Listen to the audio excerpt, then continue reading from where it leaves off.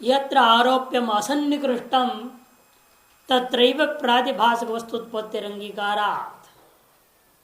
जहां पर आरोप्यभूत वस्तु असन्निकृष्ट है व्यवहित है, वहीं पर हम प्रातिभाषिक वस्तुओं की उत्पत्ति मानते हैं। और यहां अधिष्ठान बुधा चैतन्य व्यवहित नहीं है, तन्निष्ठ सत्ता स्वरूपता सत्ता जो रजत में आरोपित है, इसलिए वो असन्निकृष्ट है। कहते हैं अभी जहां पर सन्निकृष्ट है वहां तो आरोप नहीं होगा। उत्पत्ति आरोप मैंने भ्रांति तो हो सकता है सन्निकृष्ट में, वो एक अलग बात है।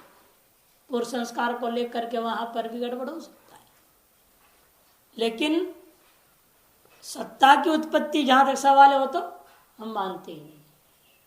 रजत की अनिर्वचन रजतोत्पत्ति हम लोग मानते हैं, और वह वित्ताप जब वह असन्निकृष्ट है। अतएव इंद्रिय सन्निकृष्टतया जपा कुसुमगत लौहित्य स्फटिके भान समवात न स्फटिक अनिर्वचनीय लौहित्योत्पत्ति ही। इसलिए लाल पुष्प है जपा कुसुम,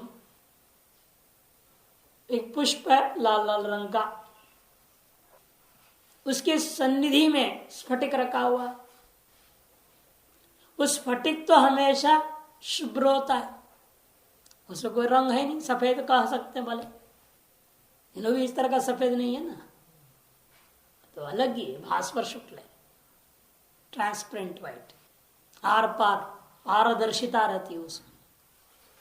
लेकिन जो पुष्प का लाल रंग स्फटिक में दिखाई दे रहा है, वहां पर स्फटिक में लाल रंग की प्रातिभाषिक अनिर्वचनीय उत्पत्ति नहीं मानते, क्योंकि जिस उपाधि से वह स्फटिक में लालिम आ गया वो उपाधि सन्निकृष्ट है, असन्निकृष्ट नहीं है। और वही कहीं स्फटिक रखा हुआ है और लाल पुष्प के पास में नहीं है, फिर भी पूर्व संस्कार का कारण से उस स्फटिक में लौहित्य का भ्रांति यदि हो जाता है, वहां लौहित्य का उत्पत्ति मानेंगे। चीज वही है, स्फटिक लालिमा भी वही है जो दिखाई दिया, लेकिन एक सन्निकृष्ट कुसुम होने के नाते वहां पर उत्पत्ति नहीं मानी जाएगी, और जो असन्निकृष्ट पुष्प है तो उत्पत्ति मानते। कोई समझा रहे हैं। अतएव असन्निकृष्टता कैसे प्रतीति होगी? भ्रांति, असन्निकृष्ट में ही तो भ्रांति होता है, सन्निकृष्ट भ्रांति होगी नहीं, सवाल ही नहीं है। तो किसी में हो सकती है, स्फटिक के अतिरिक्त हो सकती है, कहीं जैसे कहीं भी लालिमा कर लो, फिर संस्कार चाहिए। लेकिन पहले भी बोल चुके हैं, अविद्या कोई भी चीज उत्पन्न करेगा तो संस्कार को चाहेगा, और वह संस्कार भी किसी न किसी दोष के कारण से जागृत होता है, उद्बुद्ध हुआ। जैसे वह चाकचिक की रूपी चीज दिखाई दी, उसकी वजह से उस दोष के कारण से अविद्या में वो रजत के संस्कार जागृत हुआ। सुक्ति में रजत वही बात है ना। हाँ, वहीं पर यहाँ पर भी है।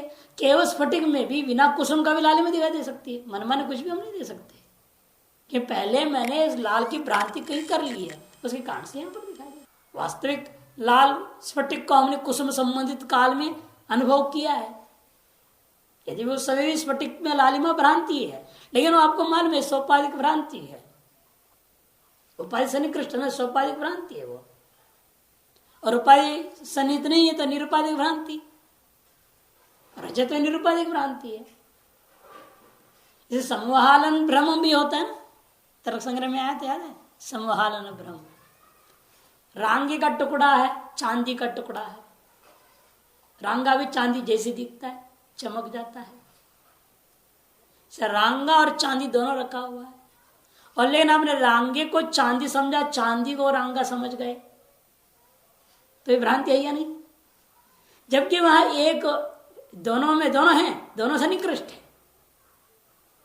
लेकिन रांगे को रांगे के रूप में ग्रहण नहीं किया आपने, रजत को रजत रूप में ग्रहण नहीं किया, रांगा को रजत समझा, रजत को रांगा समझ गया, ये समूहालन भ्रांति है।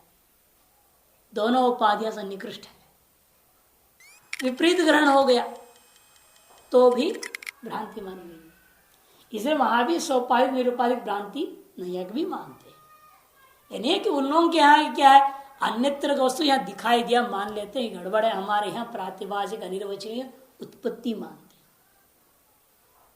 सन्निकृष्ट तो उत्पत्ति भी हम नहीं मानते। इसलिए सन्निकृष्ट में क्या है, अतएव इंद्रिय सन्निकृष्टतया जपा कुसुमगत लौहित्य से स्फटिके भान संभवात न स्फटिके अनिर्वचनीय लौहित्योत्पत्ति ही। स्फटिक में ऐसी स्थिति में अनिर्वचनीय कोई लोहित की उत्पत्ति नहीं मानते हम। यद्यपि स्फटिक में लालिमा तो भ्रम ही है, लेकिन भ्रम में किस अंश में उत्पत्ति मानना है वो देखना है। पहले क्या हुआ था, रजतांश में उत्पत्ति माना हमने, सत्तांश में उत्पत्ति नहीं माना। अब इसमें स्फटिक में लौहित्यांश में उत्पत्ति नहीं मान रहे, भ्रम तो है लेकिन उत्पत्ति नहीं है। फिर किस अंश में उत्पत्ति है, यहाँ किस अंश में उत्पत्ति हुआ? नहीं, यहाँ लौहित्य की बात कर रहा हूं। स्फटिक में लौहित्य प्रातिभाषिक अनिर्वचनीय उत्पत्ति नहीं है। फिर यह क्या हुआ, भ्रम में? भ्रम तो है ना, लौहित स्फटिक भ्रम है, सोपाधिक भ्रम है।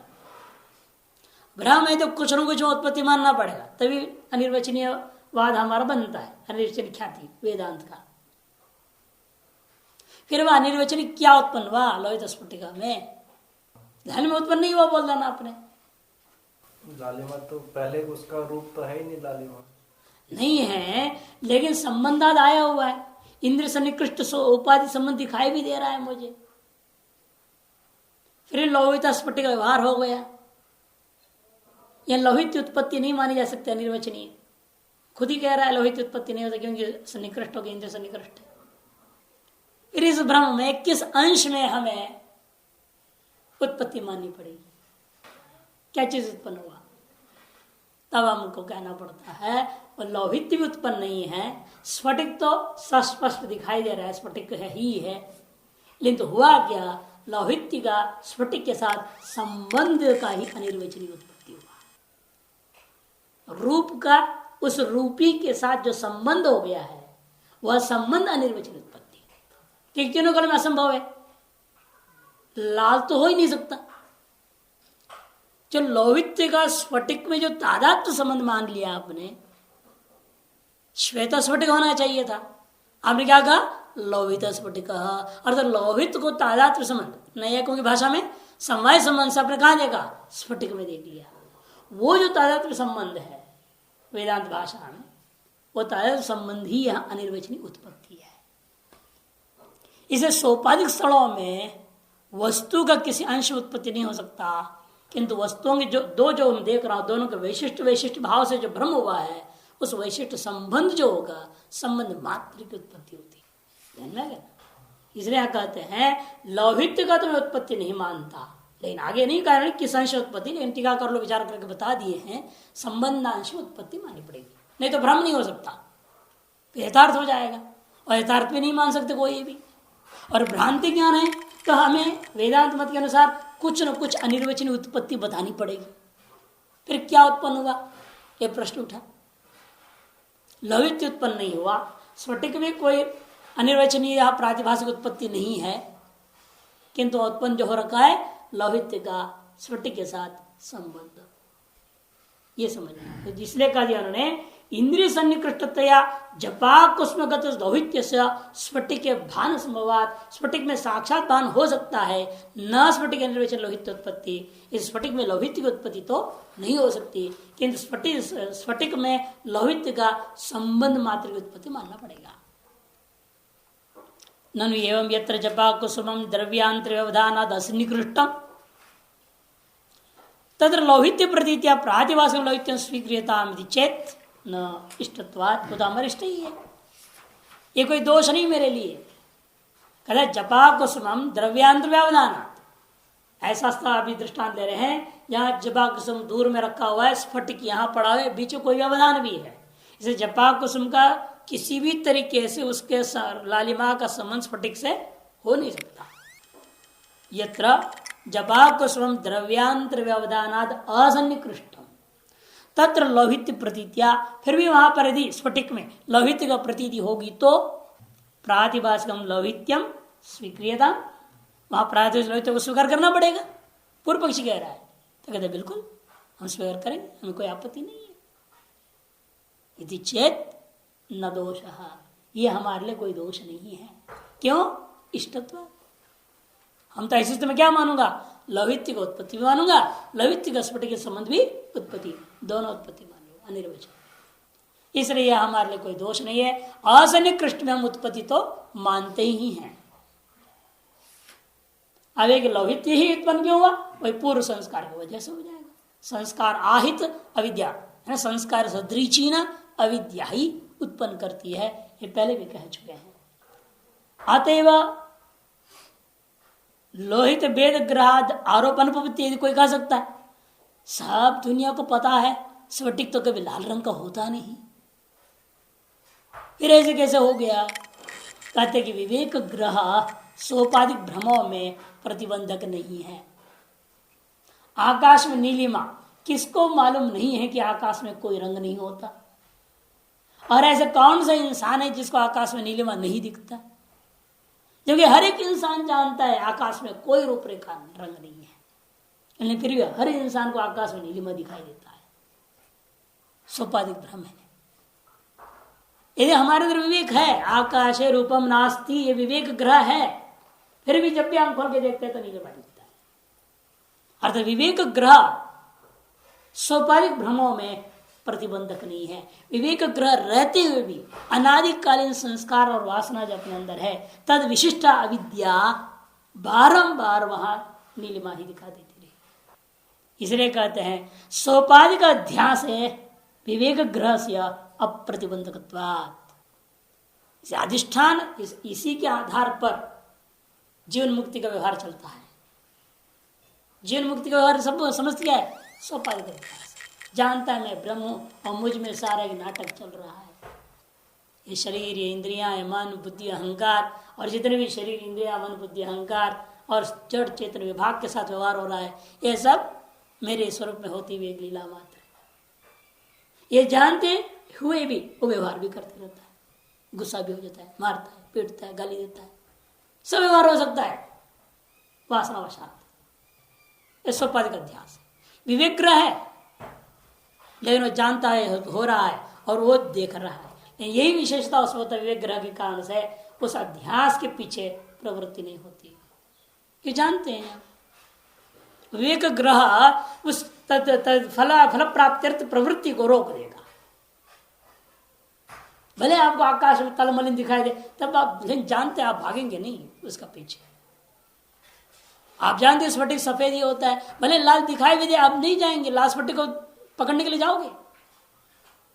जानते हैं यार स्फटिक तो सफेद होता है, लाल क्यों दिखाई दे रही है, नीलिमा भले दिखाई दे उसमें। तो विवेक ग्रह सोपाधिक अध्यास में विवेक ग्रह भ्रांति का प्रतिबंधक नहीं हो सकता, और तारस भ्रांति के में प्रवृत्ति होगी नहीं होगी ये आपके विवेक ग्रह पर निर्भर है। जितना विवेक ग्रह आपका मजबूत रहेगा तो आप उससे प्रवृत्त नहीं होंगे, और विवेक ग्रह में कमजोरी है तो आदमी भाग कर धक्का जरूर खाएगा, धोखा खाएगा। यही हो रहा है बारंबार। हम लोग आश्रम में धक्का क्यों खा जाते हैं? ये मान के चलते चलो यार ठीक होगा, क्योंकि मालूम है हर आश्रम का यही हाल है। जहां जाओगे 4 उपाधि रहेगी, और 4 उपाधि 4 बर्तन बिना टकराए बिना आवाज दिए रहेगा नहीं। और फिर भी बिल्कुल अकेले भी रहना वो भी उचित नहीं समझता। आश्रम को सुरक्षा मानता है, फिर टकराव से बचना भी चाहता है। बहुत विचित्र स्थिति है ना साधकों के लिए, महात्माओं के लिए। अब कहां तक कितनी समझौता करके जीना पड़ता है वो जीने वाले जानते हैं।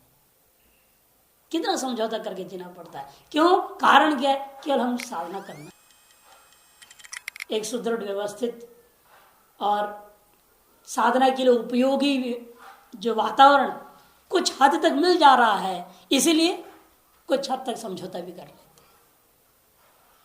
उसके बिना व्यवहार तो होता ही नहीं। ये विवेक ग्रह की विशेषता है।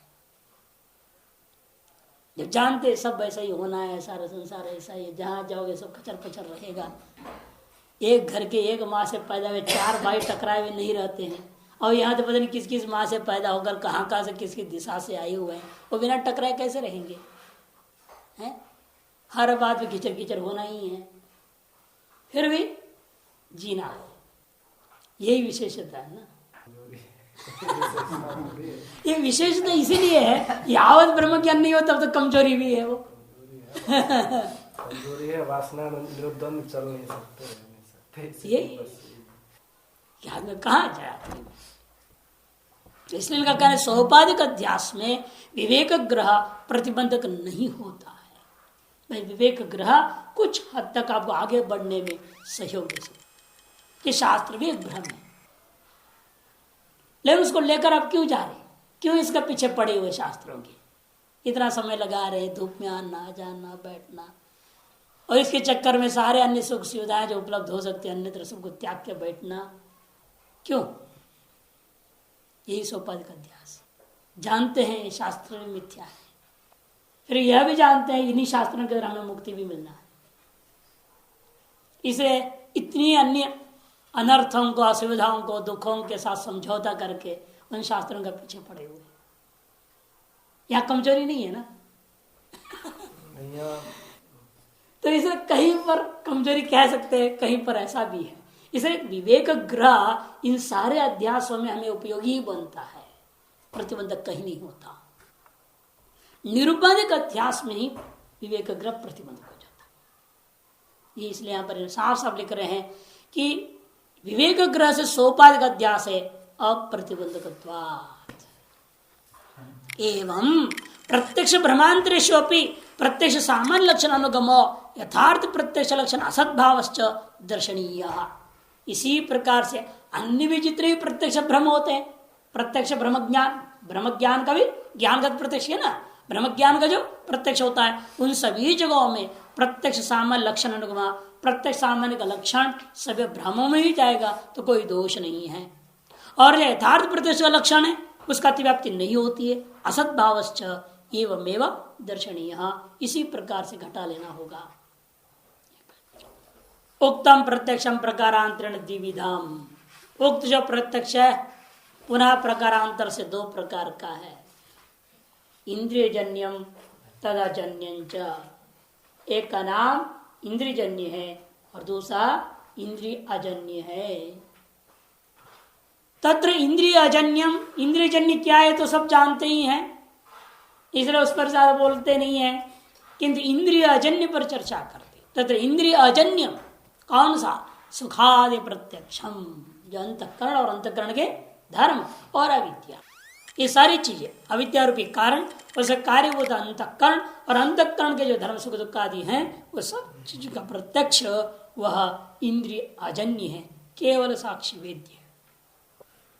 पूर्व पक्षी कहेगा अरे भाई हम तो मन का प्रत्यक्ष, मन से प्रत्यक्ष मानते, मानस प्रत्यक्ष का विषय है सुख दुख आदि, ये कहेगा, और मन को एक इंद्रिय मानता है। इस सिद्धांत कहते हैं मन से इंद्रियत्व निराकरणात्, मन में इंद्रियत्व का पूर्व में ही निराकरण कर चुके हैं। अतः मन रूपी इंद्रिय के द्वारा साक्षात्कार होने वाला सुख दुख आदि है ऐसा नहीं कहा जाएगा, किंतु वेदांत मत में तो केवल साक्ष्य वेद्य है, इंद्र निरपेक्ष, अनुमान आदि प्रमाणांतर निरपेक्ष केवल साक्षी वेद्य ही सुख दुख आदि होगा, अंतकरण भी होगा और उसका कारण बता विद्या भी। इसका मतलब आपके मत में कितनी इंद्रियां मानते हो? तो इंद्रियाणी पंचैव, इंद्रियां हमारे मत में ज्ञान इंद्रियां पांच ही होते हैं। ज्ञान का प्रकरण होने से पांच की बात कर रहे हैं, तो आप कहेंगे 10 है, 5 कैसे बोल दिए?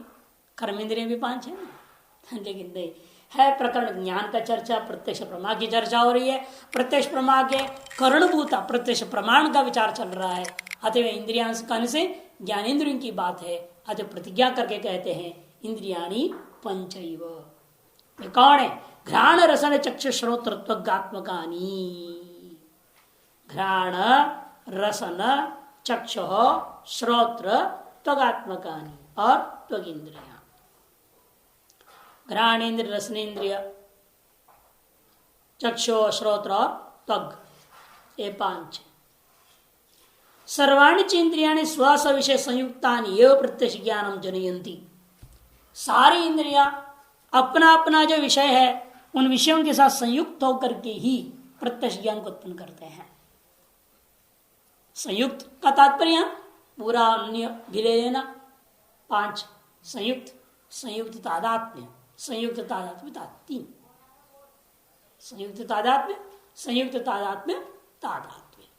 तो श्रोत्र हमारे आकाश रूप नहीं है, श्रोत्र विकारी है।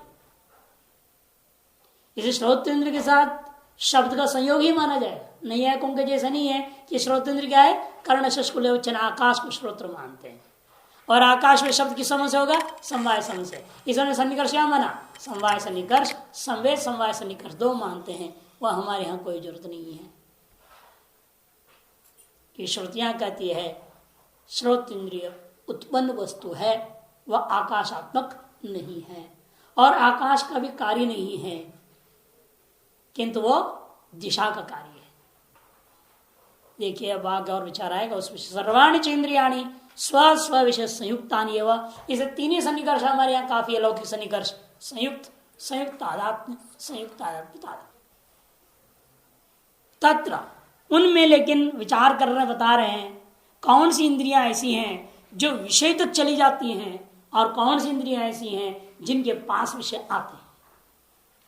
सभी इंद्रिय विषय के पास नहीं जाते और सभी इंद्रिय ऐसे भी नहीं कि सारे विषय ही उनके पास आते हों, किंतु व्यवस्था है, व्यवस्था दे रहे हैं। देखिए घ्राण रसम त्वगात्मकानि इंद्रियाणि स्वस्थान स्थितान्येव गंध रस स्पर्शोपलम्भान जनयंती। उनमें से घ्राणेन्द्रिय, रसनेन्द्रिय और त्वगिंद्रिय, ये 3 इंद्रियां ऐसी हैं जो कि अपने जगह पर ही रहती हैं, ये जाती नहीं बाहर कहीं, जहां बैठी हुई वहीं रहेगी। कौन से घ्राणेन्द्रिय जो नाक में है, रसनेन्द्रिय जो जिह्वा में है, चमड़ों में विद्यमान जो त्वगिंद्रिय है, ये जहां है वहीं बैठे रहेंगे, गोलक से निसृत नहीं होती, इनकी वृत्ति बाहर की ओर नहीं जाती, वहीं रहते हैं और विषय उनके पास आते हैं। घ्राणेन्द्रिय के पास गंध आएगा, गंध तन्मात्रा आएगी, रसनेन्द्रिय के पास रस तन्मात्रा और स्पर्शेंद्र के पास, त्वगिंद्र के पास स्पर्श की वस्तु। उन्हें संयुक्त संबंध से उपलब्ध होकर के ही जनयंती, उन्हें प्रत्यक्ष ज्ञानम जनयंती, प्रत्यक्ष ज्ञान को उत्पन्न किया करते हैं।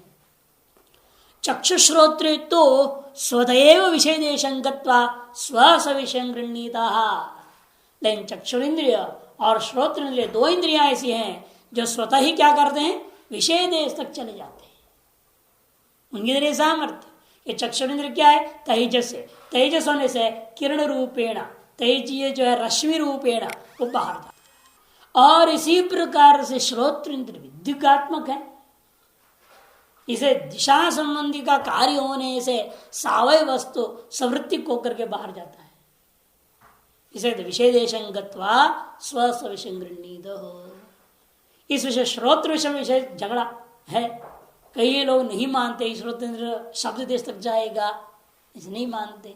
शब्द कितना दूर हो रहा हो, यहाँ से वहां तक पहुंच जाएगा, आपका श्रोत्र पकड़ करके आएगा और समझाएगा आपको कौन सा शब्द हो रहा है। तभी तो ग्रहण करते ना, वो भेरी बज रहा है कि घंटा बज रहा है, ढोल बज रहा है कि क्या बज रहा है, ये कैसे पता चलेगा आपको? श्रोत्र वहां तक जाता है। श्रोत्र से आप चक्षुरादिवत परिच्छिन्नतया भेरियादि देश गमन संभवात, चक्षुरादि के समान परिच्छिन्न है। परिच्छिन्न माने कार्य। पद्भ्याम भूमि दिशा श्रोत्रात् तथा लोका न कल्पयन्न, है ना? किसमें? पुरुष सूक्त में। शुक्ल यजुर्वेदीय अष्टम ब्राह्मण चौथे प्रपाठक चौथा खंड चतुर्दश खंड का 13वां मंत्र है। 8, 4, 14, 13 में आता है नाभ्यासी अंतरिक्षगम, है ना? उसी का उत्तरार्ध है। पद्भ्याम भूमिर्दिशा श्रोत्राद दिशा श्रोत्राद। अब पंचमी प्रतिमा व्यत्यास करना पड़ेगा। दिशा श्रोत्रम, ऐसे जैसे चांदोग्य उपनिषद में है ना, बहुत सारे उपासनाओं में सप्तमी और प्रथमा, ये पर करना पड़ता है।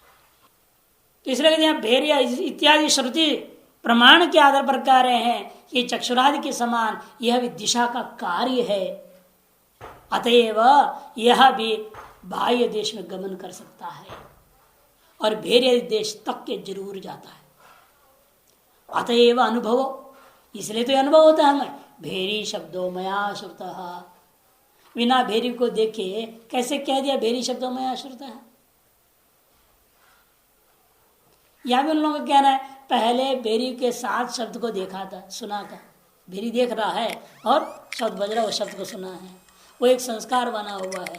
जब कभी तो शब्द सुनाई देता है, वह शब्द का आधार को वो अनुमान कर लेता है, या संस्कार है विद्या वो निष्पादन करके बता देती है ये भेरी का शब्द है। उनके ज्ञान लक्षण से निकर्ष है ना, उसी के आधार पर। लेकिन हम लोग ज्ञान लक्षण से निकर्ष को खंडन कर चुके हैं, पर्वतवन निमाय स्थलों में फिर प्रत्यक्ष मानना पड़ जाएगा अलौकिक से निकर्ष के द्वारा।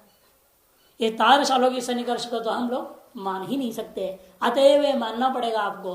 वो तो ये उस प्रकार का संस्कार आदि को लेकर गया, भ्रम होगा तो बात अलग है। भ्रांति में हो सकता है संस्कार आहित विद्या उत्पन्न कर देगी, तो भ्रांति का विषय बनेगा। फिर यथार्थ ज्ञान नहीं होगा कि मया भेरी शब्दों श्रुत है, बहुत प्रातिभाषिक हो जाएगी। लेकिन यथार्थ अनुभव है ना, ये कौन सा शब्द सुन रहे हैं आप, आपको तो मालूम हो जाता है कि नहीं होता है। भ्रांति तो है नहीं, वो प्रत्यक्ष है। आधार का प्रत्यक्ष कैसे हुआ? जब तक शब्द विशिष्ट वस्तु को श्रोत इंद्र ग्रहण नहीं किया तब तक तो हो नहीं सकता है बात। अतएव मानना पड़ता है, करे अतएव अनुभव भेरी शब्दो मैं आश्रते थी। कई वो तो विचित्र से शब्द ही वहां पर आया, भेरी जन्य शब्द आया है, अतएव शब्द भेरी जन्यत्व विशिष्ट शब्द आया हुआ है। अतः मुझे मालूम हो गया भेरी शब्द करके विचित्र न्याय से आता है, कदम उकरण न्याय से आता है, ऐसा न्यायिक लोग कहते हैं। तब कहते सब महान गौरव कल्पना है।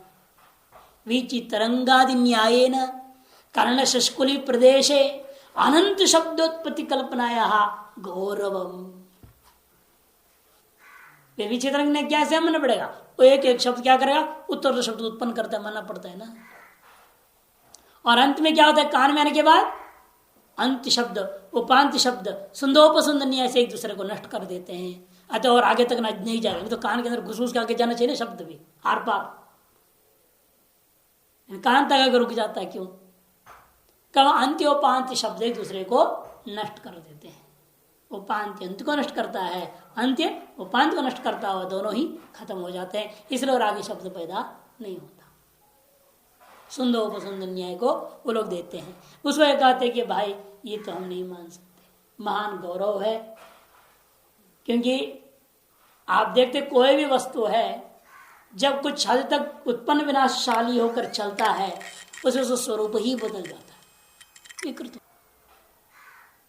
आप एक आदमी को ही देखिए 10 बार बीमार होकर के स्वस्थ होने लग जाए तो क्या हालत हो जाता है उसका, सारा विकृत हो जाएगा, चेहरा कैसे विकृत हो जाएगा। क्यों? बारंबार उसने स्वास्थ्य से रोग, रोग से स्वास्थ्य, स्वास्थ्य से रोग, रोग से स्वास्थ्य का चक्कर काटा हुआ उसने, तो शरीर बिल्कुल बेकार हो जाएगा। तद्वत ये जो है कहते हैं कि शब्द जब आएगा उत्पन्न विनाशशाली होकर आ रहा हो, आप तक पहुंचेगा नहीं दूर का शब्द, यहां तक 1 किलोमीटर दूर का भी शब्द सुनाई दे रहा है ना, कैसे सुनाई देगा फिर वो? तो इसलिए कहते हैं कि भाई ये जो कल्पना आप कर रहे विचित्र न्याय से चले के आएगा शब्द, ये आ नहीं सकता। शब्द एक को गुण मानते हो, उसको सबसे बड़ी बात है। और गुण में ऐसे सामर्थ्य मानना जो कि जब तक कान तक नहीं पहुंचा तब तक क्षीण ही नहीं होगा। करोड़ बार उत्पन्न होने के बाद वहां से आने गए, करोड़ बार उत्पन्न विनाश हुआ है वहां से आने में, तभी वो क्षीण तक नहीं हुआ। ऐसे कैसे मान सकते हैं?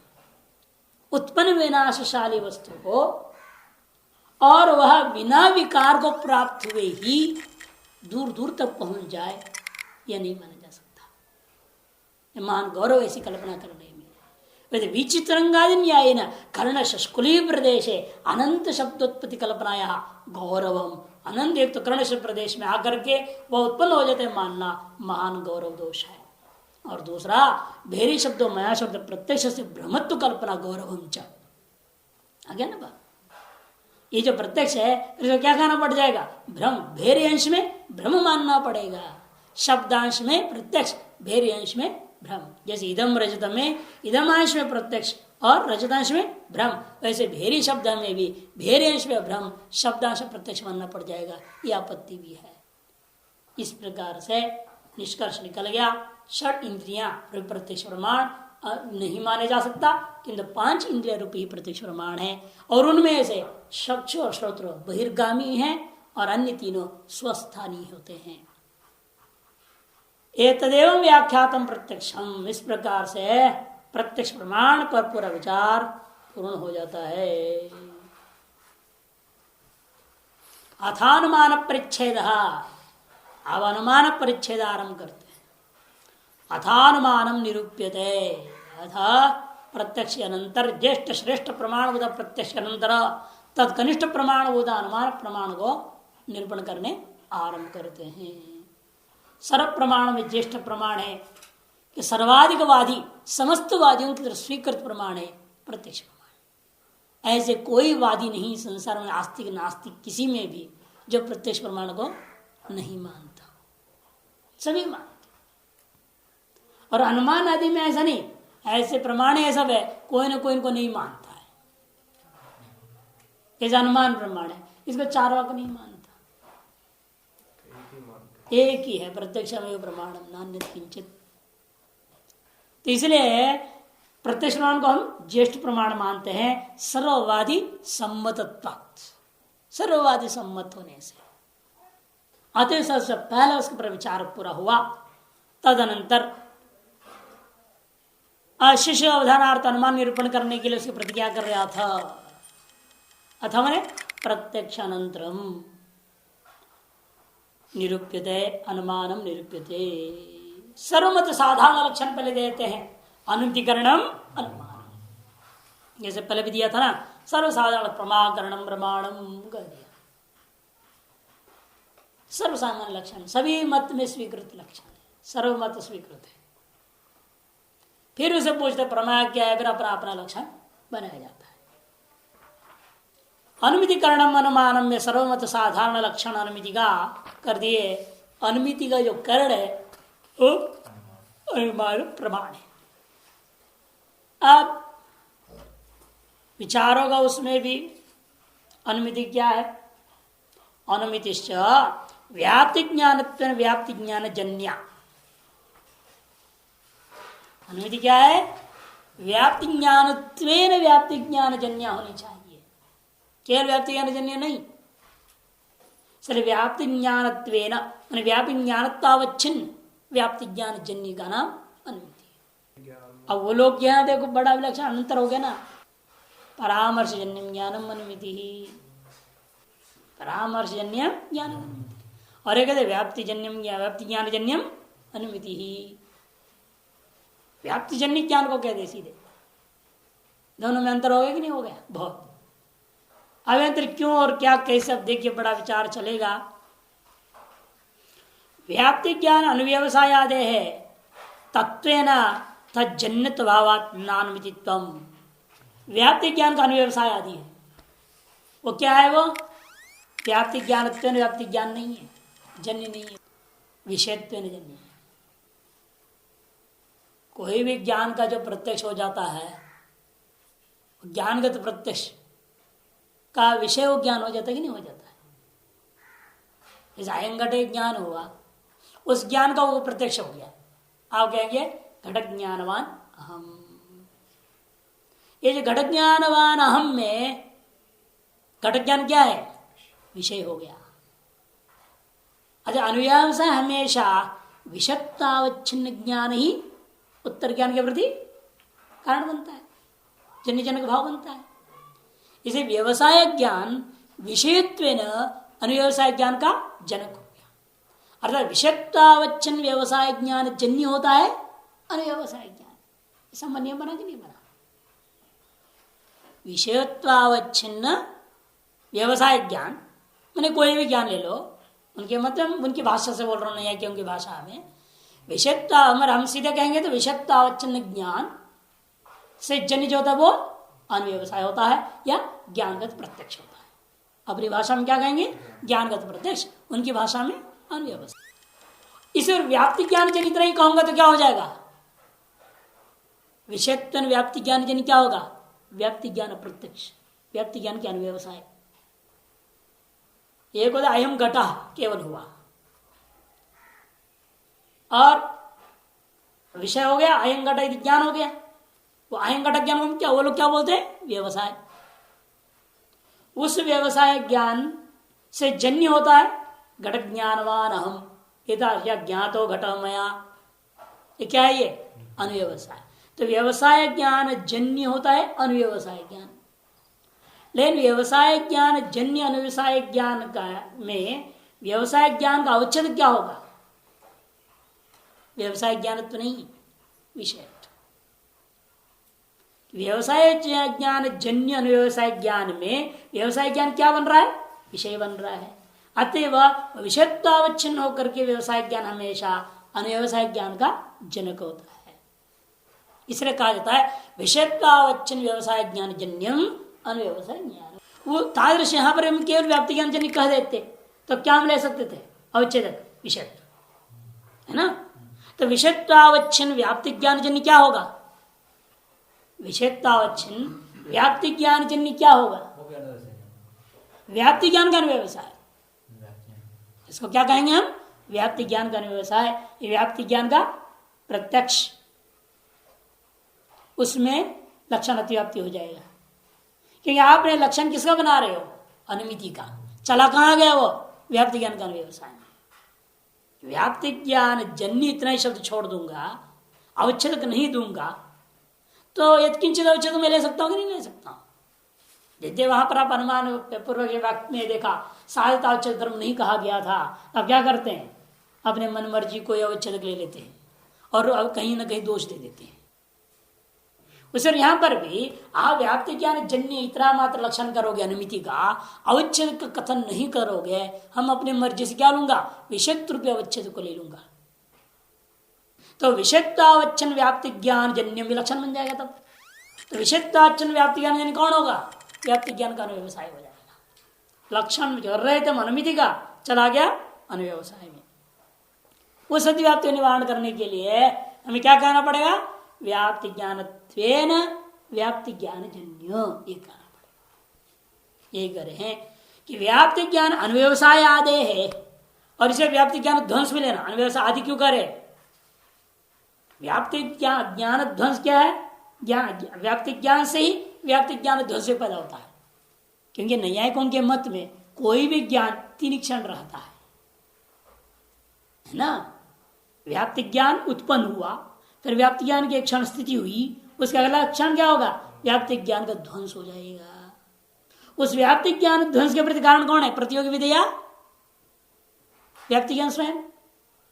घट ध्वंस के प्रति घट भी कारण नहीं है, नहीं ये घट ही नहीं होते तो घट ध्वंस कहां से करते हैं आप? इसे घट ध्वंस के प्रति घट भी कारण है। केन रूपेण कहा जाता है? प्रतियोगी विधेया। क्योंकि प्रतियोगी के बिना उस प्रतियोगी का ध्वंस ही नहीं हो सकता। घट ही नहीं हो आपके सामने तो किस पर आप लाठी बजा करके तोड़ोगे? घट सामने है तो उस पर लाठी बजेगा और टूटेगा वो। इसे घट ध्वंस के प्रति घट भी कारण यथा व्याप्ति ज्ञान ध्वंस के प्रति व्याप्ति ज्ञान कारण वाक्य नहीं हुआ। इसलिए यथा घट जन्य घट ध्वंस तद्वत व्याप्ति ज्ञान जन्य है व्याप्ति ज्ञान ध्वंस भी। इसे उन्होंने क्या कहा? आदे है व्याप्ति ज्ञान अनुव्यवसाय, और आदि से क्या लेंगे? व्याप्ति ज्ञान ध्वंस। उनमें अतिव्याप्ति वारण करने के लिए तत्व ने, तत्व में व्याप्ति ज्ञान जन्यत्व, वो भी व्याप्ति ज्ञान से जन्य है। अतजन्यत्वात् नानुमतिकम, लेकिन तो हम क्या कहा? व्याप्ति ज्ञान त्वेन व्याप्ति ज्ञान जन्य कह दोगे तो उनमें लक्षण का अतिव्याप्ति नहीं होगा। क्योंकि अनुव्यवसाय में विषयत्व जन्य हो रहा है और ध्वंस में प्रतियोगित्व जन्य बन रहा है। कहीं प्रतियोगी विधेया है, कहीं विषय विधेया है, कहीं स्वरूप विधेया कारण बन सकता है। लेकिन स्वधर्मत्व न स्वजन्य जो आसान कारण बन जाएगा तो कार्य में ही जाएगा, वो अन्यत्र व्याप्ति नहीं होगा। इसे व्याप्ति ज्ञानत्वावच्छिन्न जो व्याप्ति ज्ञान है उससे जन्य जब लक्षण बना दूंगा तो कहा जाएगा? वो अनुमिति में ही जाएगा, अन्यत्र नहीं। तत्वेन तज्जन्यत्व भाव, तत्वेन तज्जन्यत्व तत्न व्याप्ति ज्ञान तत्व ने व्याप्ति ज्ञान जन्यत्व अभावात नानुमितित्वम, उनमें अनुमितित्व का दोष जाएगा नहीं। हाँ, स्मृति भी ले सकते हैं, स्मृति भी ले सकते हैं, कोई दिक्कत नहीं। संशय भी ले सकते हैं, विपर्य भी ले, हमारे यहाँ तो टीका बहुत कुछ ले रहे हैं, वो भी सब व्याप्ति ज्ञान से ही जन्य व्याप्ति ज्ञान का संशय है, व्याप्ति ज्ञान से जन्य ही व्याप्ति ज्ञान का विपर्य भी है, व्याप्ति ज्ञान से जन्य व्याप्ति ज्ञान का स्मृति है, व्याप्ति ज्ञान से जन्य व्याप्ति ज्ञान का संस्कार है। ये संस्कार का स्मृति नहीं होगा, जब स्मृति कह दी तो अपना संस्कार भी आ गया, और सभी में अवच्छेद अलग अलग हो जाता है, अवच्छेदक अलग अलग हो जाएगा। इसे अवच्छेद हम क्या दे रहे हैं, व्याप्ति ज्ञानत्व रूपी अवच्छेद को दे रहे हैं। कहीं विरोधी दर्शन हेतु बन रहा है, कहीं कुछ अवच्छेद भिन्न भिन्न हो रहे हैं, कहीं अनुभवत्व अवच्छेद होगा, संस्कार में अनुभवजन्य है ना संस्कार का लक्षण, इसे संस्कार के लिए अनुभवत्व रूपी अवच्छेद बन जाता है, अलग अलग अवच्छेद है। अतएव आदि से बहुत सारी चीज ग्रहण कर सकते हैं, मुख्य रूप में हम लोग लेते हैं इसलिए क्या, दो ही चीज, अनव्यवसाय और ध्वंस। यद्यपि संस्कार लिया जा सकता है, स्मृति लिया जा सकता है, संशय लिया जा सकता है, विपर्य भी लिया जा सकता है। कहते हैं कि वे अनुमिति कर्णंच व्याप्ति ज्ञान विलक्षणता है। देखिए, व्याप्ति ज्ञान से जन्य अनुमिति, और व्याप्ति ज्ञान खुद भी उस अनुमिति का असाधारण कारण भी है। अनुमिति कर्णंच व्याप्ति ज्ञानम, यहां कहते परामृश्यमानम लिंगम कर्णमिति जरन नहीं आएगा, मना कर्णमिति अन्य व्याप्ति ज्ञानम कर्णमिति के अयोग्य लिंग का अनुमित व्यभिचाराद लिंगम न कर्णमिति अन्यम, अन्य अनेक विकल्प उठा रहे हैं विभिन्न विभिन्न लोग, जो व्याप्ति अनुमिति को कौन कर्ण क्या मानता है। अपना सिद्धांत है अनुमिति का कर्ण तो व्याप्ति ज्ञान ही है। नवीन एक भी माने ना, अनुमिति कर्ण व्याप्ति ज्ञान तज्जन्य स्थिति तज्जन्य का जनक है। अतएव कहते कि यहाँ व्याप्ति ज्ञान जो व्यापार का विलक्षण जा रहा है, व्यापार और दशारण कारण कर्ण, व्यापार का लक्षण जाना पड़ा है ना, तभी तो माना जाएगा। दंड से जन्य, दंड जन्य का जनक, ये मानना पड़ेगा ना। व्याप्ति क्या, वहां पर क्या था घट के दृष्टांत में, दंड से जन्य भ्रमी, दंड जन्य घटक का जनक भी है भ्रमी, तो भ्रमी है व्यापार, दंड है करण। दंड से जन्य कौन हो गया, भ्रमी, और दंड से जन्य घट रूपी कार्य का जनक भी है वो भ्रमी, से तज्जन्य से तज्जन्य जनकत्व आ गया भ्रमी में, और भ्रमी की क्रिया है वो द्रव्य से भिन्न भी है, द्रव्य भिन्न सती तज्जन्य सती तज्जन जनकत्व भ्रमी रूपी व्यापार में आ गया। अतएव क्या हो गया, दंड कर्ण हो गया। तो यहां पर भी आपको करना पड़ेगा, व्याप्ति ज्ञान में कर्णत्व लाना है तो बीच कुछ व्यापार माननी पड़ेगी ना। व्याप्ति ज्ञान और अनुमिति के बीच में उनके हिसाब से चलता हूं तो न्याय के अनुसार, अब वेदांति व्यापार मानते नहीं मानते गलत चीज है, उनके अनुसार तक पीछे परामर्श का बनना पड़ेगा। वो लोग क्या मानते, परामर्श के बीच में व्यापार, व्याप्ति ज्ञान से जन्य है परामर्श, व्याप्ति ज्ञान से जन्य अनुमिति का जनक है परामर्श, तो परामर्श में व्यापारत्व आ गया और व्याप्ति ज्ञान में करणत्व हो गया, कार्य हो जाएगी अनुमिति। उनके यहाँ तो बन जाएगा इस तरह से, लक्षण उनका घटेगा, व्यापार का लक्षण परामर्श में जाएगा, तो अपने आप जो है व्यापार बद्ध असाधारण कारण करण कौन हो जाएगा, व्याप्ति ज्ञान, नवीन है के यहाँ। लेकिन प्रश्न उठेगा फिर क्या आप भी व्यापार मानेंगे कुछ बीच में, व्याप्ति ज्ञान और अनुमिति के बीच में? ऐसे विचार विस्तार रूपेण आएगा, जैसे जाके देखिए, अनुमिति करणंचा व्याप्ति ज्ञानम तत्संस्कारो अवांतर व्यापार। अब व्यापार क्या होगा आपके मत में, परामर्श तो मानते नहीं, तब कहते हैं उसी का संस्कार अवांतर व्यापार है हमारे। व्याप्ति ज्ञान जन्य क्या होगा, व्याप्ति ज्ञान संस्कार, और व्याप्ति ज्ञान जन्य अनुमिति का जनक भी है व्याप्ति ज्ञान का संस्कार। अच्छा, संस्कार हमारे व्यापार हो गया, व्याप्ति ज्ञान करण हो गया, कार्य अनुमिति हो गई। हम कोई परामर्श ज्ञान नाम के बीच कोई दूसरा ज्ञान की उत्पत्ति बीच में नहीं मानते, संस्कार ही सहायक है अनुमिति के प्रति।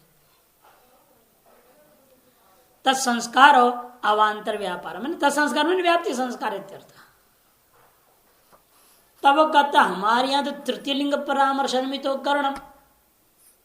तृतीय लिंग परामर्श 3 बार लिंग ज्ञान होता है, हेतु का ज्ञान 3 बार होता है। लिंग माने हेतु, हेतु का ज्ञान 3 बार होता है। पहली बार हुआ था जब व्याप्ति आप ग्रहण कर रहे थे रसोई घर में, पहली बार। दूसरी बार हुआ कहां पे, जब पर्वत में धुआं को देखा। पहली बार रसोई में धूम का ज्ञान हुआ, दूसरा पर्वत में धूम का ज्ञान हुआ, तीसरा उस पर्वत में दिखा धूम ज्ञान के कारण से व्याप्ति स्मृति हुआ ही। जब व्याप्ति की स्मृति आ गई, उस व्याप्ति का स्मृति स्मृत व्याप्ति ज्ञान को उस पक्ष धर्मता ज्ञान के साथ जोड़ करके हमने व्याप्ति विषय पक्ष धर्मता ज्ञान पे परामर्श ज्ञान जो हुआ वो तृतीय लिंग परामर्श है। वन्य व्यापी धूमवान अयम पर्वत।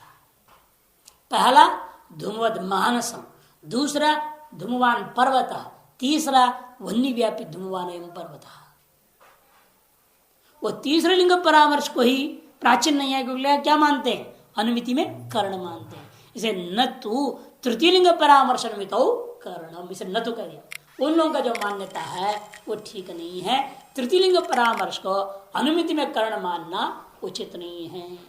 तस्य अनुमिति हेतुत्व असिद्ध्या तत्कर्ण से दूर निरस्तत्वात् तादृश ज्ञान विशेष बीच में होता है और वो अनुमिति का कारण है, यही बात सिद्ध नहीं कर सकते हो। अतः उसमें कर्णत्व कहां से आएगा? जब कारणत्व ही सिद्ध नहीं है तो कर्णत्व कैसे होगा? क्योंकि कारण कौन होता है? कारण अनेक हो, उन अनेकों कारणों में से जो असाधारण कारण है उसका नाम कर्ण है। अजब पहले कारणत्व आना जरूरी है, तब कर्णत्व पर विचार होगा। और जिस वस्तु में कारणत्व ही सिद्ध नहीं है वो कर्ण कैसे हो सकता? इसलिए कहते हैं तस्य अनुमिति हेतुत्व सिद्धिया। तस्य माने तृतीय लिंग परामर्शस्य, तृतीय लिंग परामर्श जो चीज है उसमें अनुमिति के प्रति कारणत्व ही सिद्ध नहीं है तो उस कर्णत्व से दूर निरस्तत्वात् उस कर्णत्व तो दूर से निराश हो जाएगा। अब इस पर विचार करेंगे। फिर यदि वो कारण नहीं है, परामर्श विषय व्यापार रूप में नहीं मानोगे तो फिर संस्कार को व्यापार मान रहे हो ना। फिर संस्कार जन्म ज्ञानम हमारे मत में स्मृति है। फिर तुम्हारे यहाँ भी संस्कार से जन्य यदि हो जाइए फिर अनुमिति भी स्मृत्यात्मक हो जाएगा।